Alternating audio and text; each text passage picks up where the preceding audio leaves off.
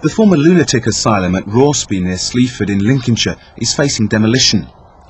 Nearly half of its fine Victorian architecture is at risk. A housing developer will redesign the site, converting some of the buildings into luxury homes. This asylum, like so many others in the country which are now closed, has a past history that is difficult to eradicate.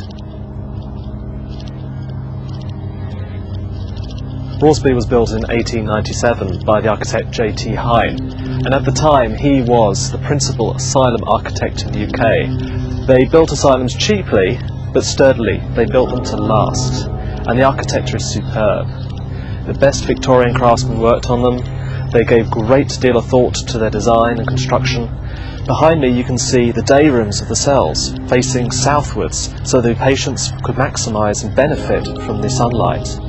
And they were built on hilltops, basically so the patients could enjoy the best views and the best surroundings possible, which is why asylums have become known as a sort of hilltop retreat, out of the way, on the edges of towns, with just a huge water tower marking them.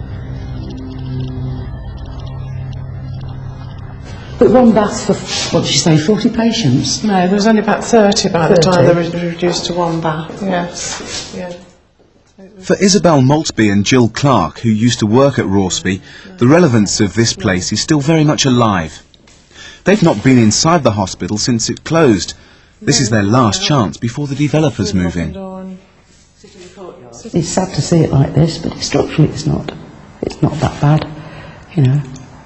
The memories are still there. The memories are still there. Yeah. I think this was a particularly good ward, wasn't it? Because they... Originally it was...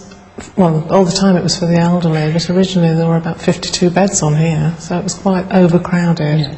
It's one of the first wards I worked on, actually. I think it was a nice ward for the patient because of the views. Not all the wards had views like this, so... And being able to go outside and sit outside was better, wasn't it, for them? Yes. And I remember the nurses on here, sister especially, during the latter years, she actually still wore a frilly cap, didn't she, and frilly apron. Oh, yes. Didn't she? Yes, she's very traditional, yes. Very traditional indeed.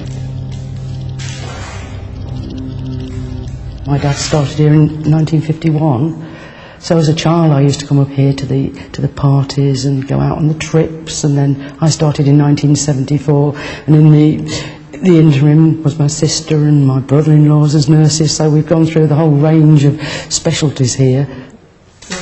If a hospital like this had closed down then, everybody would have been out of work. So you had to be very careful, didn't you, what you said about anybody, because you'd bound to have a relative there somewhere, wouldn't you? Yes. So you didn't call anybody, did you? Definitely not. This used to be the general bathroom, Jill. Oh, right, I don't recognise this place at all.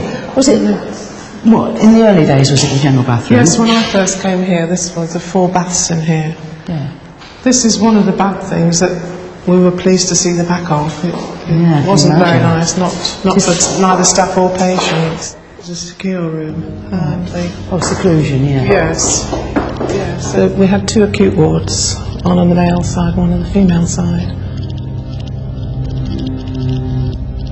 They had all the treatments of that time. We had ECT, which was done quite a lot, and we also had insulin therapy.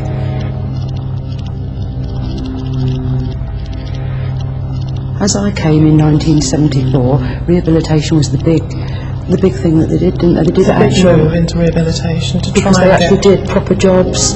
Patients went out and worked out in the community, didn't they? Oh yes, and we had units geared to rehabilitation, purposely to get patients out in the community and working again.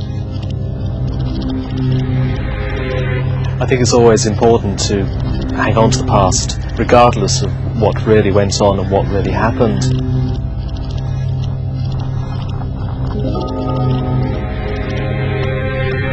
The Victorians built these places really to do the best they possibly could. It was in the 20th century that some of the nastiest stories about asylums came out with strange medical practices, but in some ways I can understand why people feel superstitious and nervous about retaining these buildings. But they're great old buildings, and we shouldn't just sweep them away because of a few bad apples.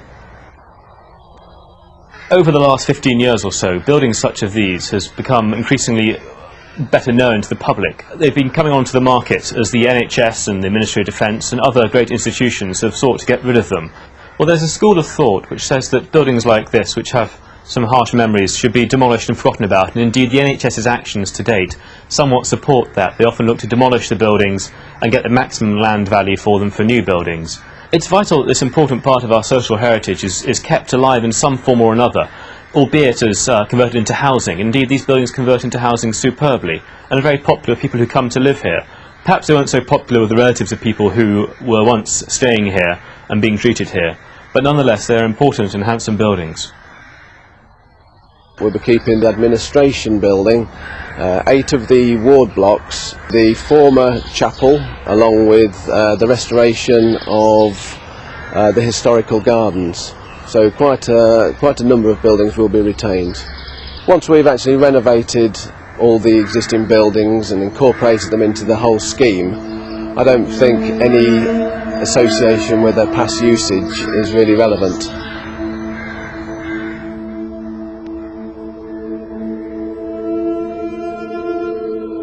Uncomfortable history can make strong history as well, and it can make us think about our own situations, and I think that is one of the great things that anything from the past can do.